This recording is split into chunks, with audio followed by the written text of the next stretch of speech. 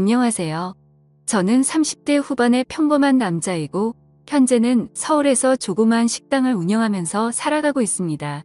원래는 아내와 함께 행복한 미래를 꿈꾸면서 시작하게 된 음식점인데 지금은 처제와 단 둘이서 식당을 운영하고 있네요. 정말 남들에게는 결코 일어나지 않을 법한 말도 안 되는 일들이 제게 일어나게 되었죠. 사실 저는 주변 누구보다도 착하지 못한 그런 삐뚤어진 시선으로 세상을 바라보며 살아가고 있었습니다. 어릴 때부터 저는 몸이 정말 허약한 체질이었습니다. 흔히 생각하시는 약골의 얼굴도 못난 탓에 저도 모르게 학창시절 내내 왠지 모를 주변 사람들의 시선에 사람을 기피하게 되었던 거죠. 그리고 더 사람을 기피하게 된 것도 처음 짝사랑하게 된 여자에게서 너무 아픈 상처를 받게 되었습니다. 그때가 중학교 때였는데 그 당시 담임 선생님의 지시로 분기별로 3개월에 한 번씩 짝을 바꿔서 앉았었습니다. 저는 당연히 짝사랑하는 그녀와의 짝이 되기만을 항상 바래왔었고 결국에는 제 바램대로 제게 설렘을 주던 그녀와 짝이 되었습니다. 속으로 만세를 부를 정도로 너무 기쁘고 행복했었습니다. 하지만 그건 이기적인 저 혼자만의 행복이고 생각이었더라고요. 저도 그때 당시에는 제 주제를 파악 못했었나 봅니다. 대놓고 노골적으로 저를 비난하고 무시하지는 않았지만 학교가 마칠 시간에 견출지를 건네어 주다가 실수로 손이 닿고 말았습니다. 근데 얼른 피하듯이 하더니 더럽고 짜증난다는 듯이 행동을 하더라고요. 정말 그 사건으로 인해서 저는 너무 큰 상처를 받게 되었습니다. 그날 이후로 성인이 되어서까지 트라우마로 인해서 30 초반이 될 때까지 여자에 대한 거부감으로 단 한 번의 연애도 하지를 않고 살았죠. 물론 여자를 만날 수 있는 기회가 없지는 않았습니다. 다행히도 나이가 들면서 점점 외모적으로도 자신감이 생겨갔고 나름대로 저와 사귀고 싶다는 표현을 했던 여자들도 있었으니깐요. 하지만 기억 속에 그 일 이후로부터 제 마음은 너무 굳게 닫혀서 열릴 생각을 하질 못했던 거죠. 아무튼 저는 몇 년 전까지만 해도 그냥 이렇게 편하게 혼자 살아가려고 했었습니다. 직업에 대한 자부심도 있었고 굳이 결혼에 대한 필요성도 느끼지를 못했었거든요. 남들처럼 집안이 화목하거나 그렇지도 못해서 가족에 대한 중요성도 와닿지 못했었고 요즘에는 일부러 결혼을 하지 않고 살아가려는 사람들도 많은 시대라고 생각했습니다. 아무튼 미래에 대한 생각도 별로 없었고 그냥 그저 그런 하루하루를 지내고 있던 어느 날이었습니다. 월요일 무거운 몸을 이끌고 회사로 출근을 했습니다. 그런데 사무실에 집기 하나도 빠짐없이 텅텅 비어 있더라고요. 5년 동안 다니던 회사였기에 이게 무슨 일인가 싶어서 진심으로 꿈을 꾸는 건가라는 생각으로 머리가 멍했고 망치로 얻어맞은 기분이었습니다. 황당해서 뭐지 싶은 마음에 전화기를 꺼내는데 뒤이어 직원들이 하나 둘씩 출근을 하더라고요. 사태 파악을 하고 봤더니 사장이 기어코 직원들의 임금도 다 떼먹고는 야반 도주를 했던 거였습니다. 그 당시에 저희 회사는 인테리어를 하는 회사였는데 솔직히 이 업계가 많이 불안한 건 맞았죠. 하지만 5년이란 시간 동안 동거동락했던 제게 말 한마디 없이 이렇게 도망가 버리다니 너무 충격적이었고 세상이 무너지는 기분이었습니다. 왜냐하면 월급이 조금 떼인 거라면 크게 상관없었겠죠. 하지만 사장과는 형 동생 하면서 제가 부사장 직함을 달고 있었고 공사했던 곳에서 대금 지급이 갑자기 미뤄졌다면서 급하게 융통한다며 제게 3천만 원을 꺼갔던 상황이었습니다. 남들에겐 적다면 적은 돈이겠지만 저에겐 정말 큰 돈이어서 충격이 어마어마했죠. 게다가 돈도 돈이지만 제 성격에 모든 사람들을 기피하면서도 외동인 제게 거의 유일하게 친형같이 생각했던 사람이 또 저를 배신하게 된 거였습니다. 저도 환장할 노릇인데 직원들은 제게 이게 어떻게 된 거냐고 물어보더니 시간이 갈수록 저를 다그치면서 몰아붙이기 시작하더라고요. 이러다가는 저도 공범으로 큰일 나겠다 싶었습니다. 저는 직원들에게 빚쟁이들이 올지도 모르니까 얼른 경찰에 신고부터 하자고 설득하고 신고를 하게 되었죠. 그리고서 몇 주가 지나도록 사건은 진척이 없었습니다. 이미 사장놈은 오랜 기간 동안 도주를 계획했던 건지 해외로 출국했는데 잡기가 쉽지 않을 거라고 하더군요. 너무나도 절망적이어서 하늘이 무너지는 기분이 들었습니다. 그래서 이렇게 있다가는 큰 사고라도 치겠다 싶어서 저는 무작정 지갑만 챙겨서 제주도로 향했습니다. 그냥 모든 걸 다 잊고 싶었고 전 재산을 날린 것도 아니니까 차근차근 다시 시작하면 되겠지라는 마음을 가지려고 애를 썼습니다. 아무튼 그렇게 저는 제주도에서 가장 외진 곳에 위치한 펜션에서 숙박을 하게 되었죠. 사실 그때는 아무리 마음을 차분하게 먹으려고 애써봤지만 도저히 정신이 온전할 수가 없더라고요. 결국 기분이 너무 심란해서 생애 처음으로 펜션에서 숯불 바비큐를 준비하고는 소주만 연신 들이부으면서 청승맞게 혼자서 술을 마시고 있었습니다. 그런데 갑자기 옆에서 조용히 저기요라며 저를 부르더군요. 저는 갑자기 들린 여자 목소리에 어버버대면서 깜짝 놀라고 말았죠. 그 모습을 보더니 여자 2명이 저를 쳐다보면서 제가 놀라는 모습이 웃겼던 건지 웃음을 겨우겨우 참아가면서 저를 보고 있더라고요. 너무 민망해서 얼버무리면서 대답을 했더니 자기네들이 해녀 체험을 하고 왔는데 둘이 먹기에는 너무 많고 버리기엔 아깝다면서 혹시 해산물 좋아하면 좀 나눠줄까요? 라고 물어보더라고요. 저는 여자랑 대화를 하는 것조차 너무 소심했던 성격인지라 그녀의 눈도 마주치지 못하고 생각이란 필터를 거치지도 못하고 감사합니다 라고 대답을 해버렸습니다. 아무튼 그렇게 나눠준 해산물도 같이 구우면서 주위를 둘러봤더니 펜션에 묵는 사람들이 저와 그 2 여자밖에 없는지 엄청나게 조용하더라고요. 뭔가 뻘쭘하게 혼자서 소주를 마시면서 먹고 있는데 제가 해산물을 줬던 여자가 말을 걸더라고요. 제주도에 혼자 여행 오신 거냐며 너무 낭만적인 것 같다고 하면서 혼자 심심하시지 않냐고 괜찮으면 자기네들이랑 같이 마시는 거 어떻겠냐고 묻더라고요. 평소에 저였다면 절대로 합석은 꿈도 꾸지 못했을 겁니다. 그런데 솔직히 말해서 어릴 적 짝사랑했던 여자 이후로 처음으로 제 눈에 너무 쏙 들어오는 여자였습니다. 그리고 술도 많이 마셔서 조금 취한 상태였기에 어디서 나온 용기였는지 그러자고 대답을 하게 되었죠. 그렇게 그녀들과 저는 합석을 해서 함께 술을 마시게 되었고 이야기를 들어보니 그 2은 친자매였고 어제 숙소에 도착을 했고 일주일간 머물다가 간다고 하더라고요. 저도 열흘 정도를 예약한 상태라고 했더니 잘 됐다면서 그러면 지내는 동안 잘 지내보자고 먼저 손을 건네더군요. 저는 너무 숙맥처럼 쭈뼛거리며 손을 마주 잡고 인사를 했고 술이 취하면 취할수록 2 자매와 저는 재미난 이야기들을 하게 되었습니다. 그때 드는 생각이 저도 모르게 말로 나와버렸습니다.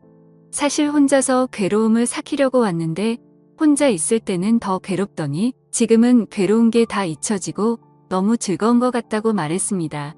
그러자 언니였던 제 이상형의 그녀는 무슨 일이냐고 제게 물어봤고 저도 모르게 그동안의 고충을 푸념하듯이 얘기를 하고 말았죠. 그런데 그런 지루하고 재미없는 얘기인데도 불구하고 그녀는 너무 진지하게 저를 똑바로 쳐다보면서 이야기를 들어주고 진심 어린 조언을 해주더라고요. 생전 처음으로 느껴보는 친절함에 저는 너무 행복했고 설레었습니다. 그렇게 꿈처럼 행복했던 시간을 보내다가 자리를 끝 마치게 되었죠. 다음날 저는 전날 있었던 일에 민망해져서는 만나면 인사를 먼저 건네야 하나? 아니면 아는 척을 하지 말아야 하는 건가? 온갖 생각과 고민을 했었습니다. 그러나 그런 고민들이 무심하게도 밖에 담배를 피러 나갔더니 그녀는 반갑게 저를 보고 웃으며 인사를 하는데 심장이 쿵 하고 내려앉는 것 같았죠. 여행하러 와서는 하루 종일 주무시냐며 인사를 건네는데 저도 어색한 인사로 답을 했습니다. 그러더니 오늘 우리 같이 밥 먹으러 가기로 한 거 잊었냐면서 묻더라고요. 저는 취한 나머지 해선 안 될 짓을 했구나 싶었고 괜히 여행 방해되고 싶지 않다며 어제 했던 말은 잊으라고 말하며 재밌게 여행을 즐기라고 했죠. 하지만 그녀는 끝내 고집을 피우더니 결국 그날 하루 종일 2 자매와 저는 여행을 함께 보내게 되었습니다. 그러다 보니 자연스럽게 그녀들과 저는 같이 붙어 다니며 매일같이 여행을 함께 즐기게 되었고 정말 꿈만 같던 시간은 너무 순식간에 지나가 버리더군요. 그렇게 2 자매의 마지막 날이 되었습니다. 솔직히 좀 많이 서운하더라고요. 고작 며칠밖에 안 되는 시간 동안 저는 그녀에게 더욱 빠져들었고 마지막 인사를 건네는데 저는 도저히 용기가 나지 않았습니다. 그때 그녀는 갑자기 제게 포옹을 하면서 덕분에 즐거운 여행이었다고 말을 건네주더군요. 너무 외롭게 살아오던 저는 순간적으로 마음이 울컥해서 눈물이 날 뻔했습니다. 그렇게 그녀들을 떠나보내고 혼자서 남은 여행을 보내는데 이건 도저히 여행이 아니다 싶더라고요. 행복한 시간들이 끝나고 나서 또다시 괴로움이 시작된 건 아니었습니다. 오히려 그녀와 지낸 시간들 덕분에 괴로움은 이미 잊은 지 오래였고 그녀를 또다시 보고 싶다는 생각이 너무 간절해지더라고요. 그래서 저는 인생을 살면서 가장 큰 용기를 내게 되었죠. 평생 혼자서 살다가 연애는 꿈에서조차 생각 못하던 제가 그녀와 함께 행복한 시간을 갖고 싶었습니다. 집으로 돌아온 저는 진짜 하루 종일 고민을 하다가 용기를 내서 그녀에게 전화를 걸었습니다. 어두침침한 제 성격과는 다르게 그녀는 반갑다는 듯이 밝게 전화를 받아주었습니다. 저는 조심히 잘 가셨는지 해서 연락드렸다고 하니까 그녀는 그렇지 않아도 조심히 여행 잘 마쳤는지 궁금했다고 되물어 봐주더군요. 그렇게 몇 마디를 주고받게 되었고 어차피 제가 말을 잘하는 편도 아니었기에 단도직입적으로 말했습니다. 제가 주말에 서울에 일이 있어서 가게 됐는데 시간 괜찮으면 밥이나 먹을까요?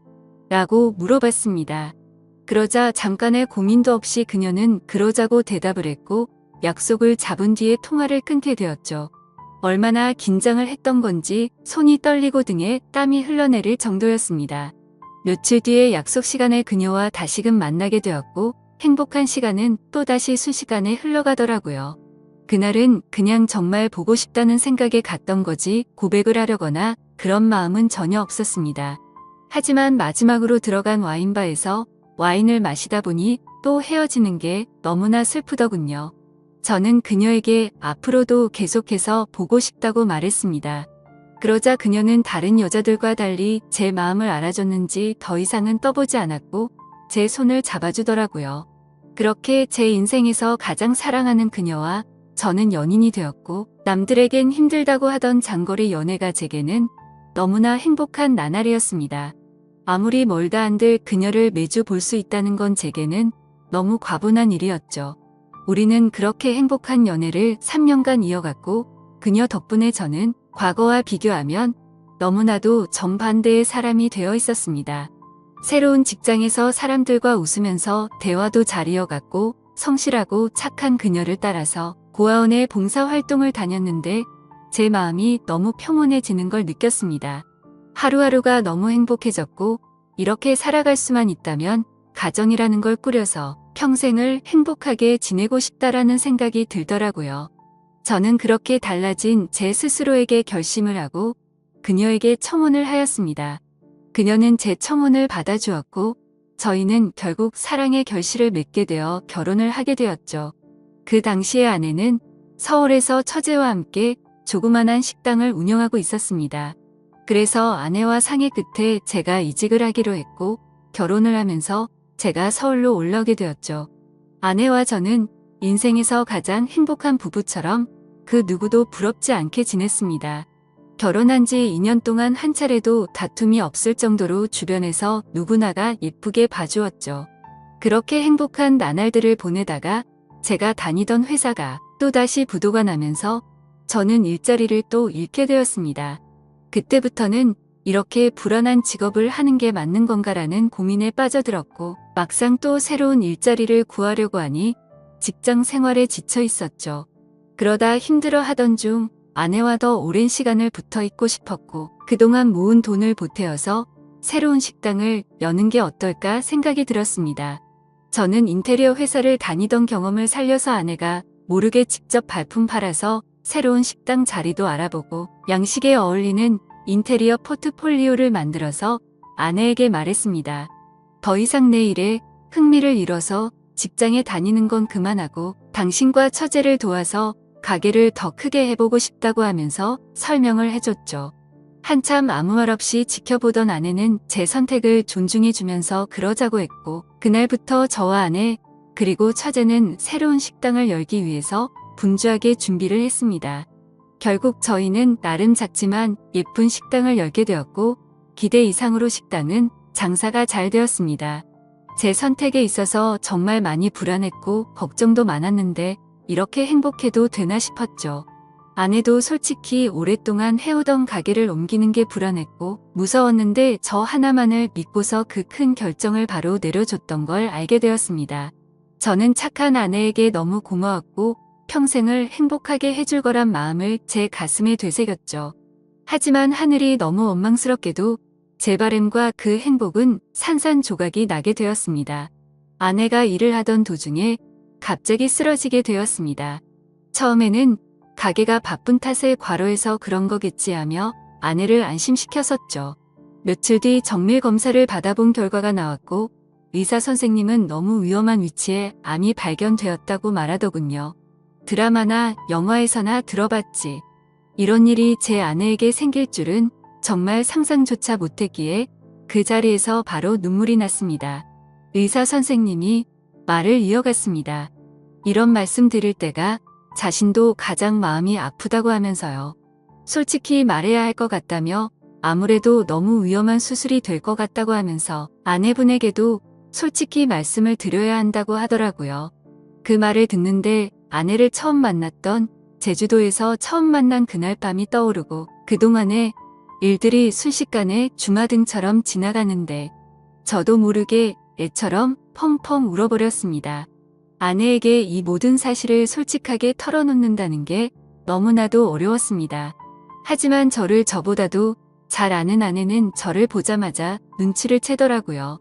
펑펑 울어서 알아본 건지 너무 경직되어 있는 저를 알아본 건지 저는 있는 사실 그대로를 말해줬습니다. 아내는 괜찮은 척 하면서 오히려 저를 위로해주면서 말을 하더라고요. 솔직히 너무 무섭고 화도 나고 슬프지만 저를 만나서 그동안 너무 행복했다며 그래도 위험하긴 하지만 끝까지 포기는 하지 않을 테니까 좌절하지 말자고 하더군요. 그 말을 듣는 순간 제가 너무 부끄러웠습니다. 정작 아픈 아내는 저렇게 용기를 내서 힘을 내려고 하는데 도저히 저부터 무너질 수가 없었습니다. 처가댁에 연락을 해서 이 사실을 말씀드렸고 장인어른과 장모님 그리고 처제는 아내에게 찾아와서 미친 듯이 펑펑 울었습니다. 그러자 아내도 그동안 참았던 눈물이 터진 건지 애처럼 펑펑 우는데 정말 가슴이 찢어졌습니다. 그렇게 아내는 항암 치료를 시작하게 되었고 날이 가면 갈수록 급속도로 야위어가는 아내를 보고 있으니 모든 게 너무 원망스러웠습니다. 괜히 나를 만나서 아내가 이렇게 아프게 된 것만 같고 죽을 만큼 너무나도 힘이 들었습니다. 그렇게 힘든 시간을 지나서 아내의 수술이 있기 전날 밤 아내와 저는 한참 동안 이야기를 나누었습니다. 그때 처음으로 알게 되었던 건 아내도 제주도에서 처음 본 그날 저에게 호기심이 생겼고 관심이 갔었다고 하더군요. 그래서 다음날 같이 밥 먹자는 약속을 한 적이 없었지만 일부러 거짓말을 해서 같이 합류해서 여행을 한 거였다고 하더라고요. 물론 제 여행을 방해하고 싶었던 건 아니었고 제가 그날 밤 혼자 있을 때 더 괴롭다고 했던 말이 밤새도록 신경이 쓰였답니다. 제 아내의 성심이 깊은 건 알았지만 그 말을 듣는 순간 눈물이 멈추지가 않더군요. 그러면서 수술이 어려운 건 우리 모두가 다 잘 알고 있는 사실이니까 지금 말을 해야겠다고 하더라고요. 혹시라도 자신이 잘못되더라도 제발 당신 탓이라고 생각하지 말고 행복했으면 좋겠다고 말했습니다. 그리고 우리가 함께 시작했던 가게도 자신에겐 너무 행복한 추억이 가득한 곳이니 슬픈 감정보다도 행복한 추억을 떠올리면서 계속 지켜달라고 했죠. 그렇게 밤새도록 저희는 끊임없이 많은 대화들을 나누었고 결국에 제가 인생에서 가장 사랑하던 제 아내는 이 세상을 떠나고 말았습니다. 아내를 떠나보내고 하루하루가 너무 괴롭고 인생이 무너진 듯 슬펐습니다. 솔직히 돈 몇천만 원 사기 당했던 건 정말 세 발의 피조차도 안 될 정도의 괴로움이었습니다. 정신 나간 사람처럼 죽을 만큼 술을 마셔대기도 해봤지만 다 소용없었습니다. 시간이 지나면 이 아픔이 줄어들 수 있을까 싶은 생각만 가득했습니다. 그렇게 집에서 틀어박혀서 지낸 지 몇 주가 지났을 무렵이었습니다. 항상 조용하고 내성적이던 처제가 집에 들어와서는 마치 다른 사람처럼 온갖 잔소리를 늘어놓기 시작하더라고요. 언니가 지금 이 꼴을 보려고 그렇게 떠나간 줄 아냐면서 화를 내더군요. 형부 혼자서만 힘든 줄 착각하지 말라며 주변 사람들 생각해서 제발 그만하라면서 화를 내다가 울더라고요. 정말 예전이나 지금이나 너무 이기적인 나쁜 놈이었습니다. 저뿐만 아니라 모두가 다 힘들어도 꿋꿋이 버텨내고 있다라는 생각이 들더군요. 울고 있는 처제에게 다가가서 저도 같이 울면서 미안하다고만 되뇌었죠. 그러다 처제와 함께 밖으로 나가서 같이 술을 한잔하면서 이야기를 나누었습니다. 가게는 이렇게 계속 문을 닫아둘 거냐고 물어보더라고요. 솔직히 아내 생각에 미쳐버릴 것 같아서 가게 근처도 갈 수가 없었습니다. 하지만 그건 너무 비겁한 짓이란 것 정도는 알았죠. 그런 생각을 하던 찰나의 처제도 저와 같은 생각을 말하더군요. 언니 생각에 자신도 가게 근처도 못 가겠다며. 근데 언니가 제게 했던 말을 처제에게도 똑같이 했더라고요. 마지막으로 부탁한다면서 좋았던 추억 가득한 가게를 계속했으면 좋겠다고 했답니다. 사실 아내가 왜 그렇게 가게에 집착하는지는 저도 잘 알고 있었습니다. 아내는 저와 제 처제를 생각해서인 마음도 당연히 있었지만 너무 착한 심성에 그동안 어려운 아이들에게 무료 급식을 주던 걸 멈추지 않기를 바랬던 거였죠. 세상에 어떻게 이런 착한 여자가 또 있을까요? 사실 이런 마음을 갖고 있는 것도 가게를 가게 된 날 알게 되었습니다. 처제와 저는 아내의 부탁을 이어나가기 위해서 결심을 했고 다음날 가게로 나갔습니다. 몇 주간 비워져 있던 가게임에도 불구하고 구석구석 너무 깔끔하게 청소가 다 되어 있었습니다. 그리고 그곳에 놓여져 있던 편지가 있었죠. 아내는 가족들과 저에게 너무 많이 미안하답니다. 제게는 평생 행복하게 함께 지내면서 흰머리 나는 것도 보고 싶었고 우리에게 아이도 낳아서 행복한 미래를 꿈꿨는데 너무 마음이 아프다네요. 그러면서 자신을 대신해서 아이들에게 도움을 주면서 평온함을 느껴줬으면 좋겠답니다. 스스로 자책하지 말고 세상에 주어진 걸 감사하게 느끼면서 주변 사람들에게 사랑을 베풀다 보면 우리는 또다시 금방 만나서 행복하게 지낼 거라고 하네요. 처제와 저는 그 편지를 읽고 또 한바탕 울어버리고 말았습니다. 그날 저와 처제는 그동안 상한 음식들을 모두 정리하고 밤새도록 정리를 했습니다. 아내의 바램대로 다시 장사를 하기 위해서 준비들도 하였고 장사를 시작하고서 정신없는 나날들을 보냈던 것 같네요. 처제는 언니 대신해서 잔소리할 거라며 전처럼 느긋하게 할 생각 말고 제대로 도와달라며 선전포고까지 하더군요. 그러면서 꿀 단지가 뻑뻑해서 모녀는 저를 핀잔 주더니 숟가락으로 치더니 순식간에 열더라고요. 이제는 예전보다 조금은 더 편해진 처제와 열심히 하루하루를 보내고 있네요. 이 글을 쓰면서도 제 인생에서 제일 행복함을 느끼게 해준 제 아내가 너무 그립고 보고 싶습니다. 아마도 이 마음은 제가 아내를 찾아 갈 때까지 영원하겠죠. 긴 사연 읽어주셔서 감사드립니다.